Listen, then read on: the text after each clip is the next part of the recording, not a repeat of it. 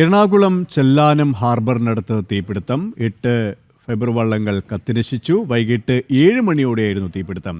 ആളപായമില്ല. വിവിധ ഫയർഫോഴ്സ് യൂണിറ്റുകൾ എത്തി തീ നിയന്ത്രണ വിധേയമാക്കി. ഇവരുമായി ജിജീഷ് കരുണാകരൻ ചിരികാണ്. ജിജീഷ്, തീ പൂർണ്ണമായും നിയന്ത്രണ വിധേയമായി കഴിഞ്ഞോ? മറ്റു വിശദാംശങ്ങൾ കൂടി.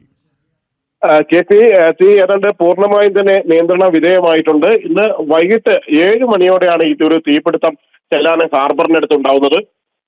ചെല്ലാനം ഹാർബറിനോട് ചേർന്ന് വലിയ തോതിൽ കാട് പിടിച്ച ഭാഗങ്ങളുണ്ട്, വള്ളിപ്പടപ്പുകളുള്ള ഭാഗങ്ങളുണ്ട്.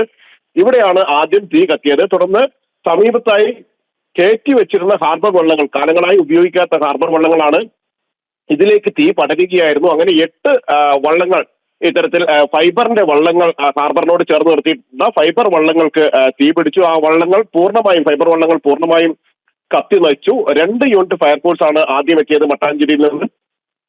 കൂടുതൽ ഫയർഫോഴ്സ് യൂണിറ്റുകൾ കൂടി എത്തിയതോടെയാണ് തീ നിയന്ത്രണ വിധേയമാക്കിയത്. ആർക്കും ആളപായം ഈ ഒരു അപകടത്തിൽ ഇല്ല എന്നത് തന്നെയാണ് ഏറ്റവും ഭാഗ്യം. എന്നാൽ പൂർണ്ണമായും തന്നെ ഈ ഫൈബർ വള്ളങ്ങൾ കത്തി നശിച്ചു.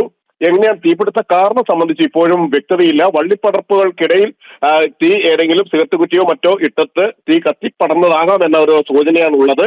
ആ തീയാണ് മറ്റു ഭാഗങ്ങളിലേക്ക് കൂടി പിടിച്ചത്. ശരി, ജിജീഷ് കരുണാകരനാണ് വിവരങ്ങൾ നൽകിയത്.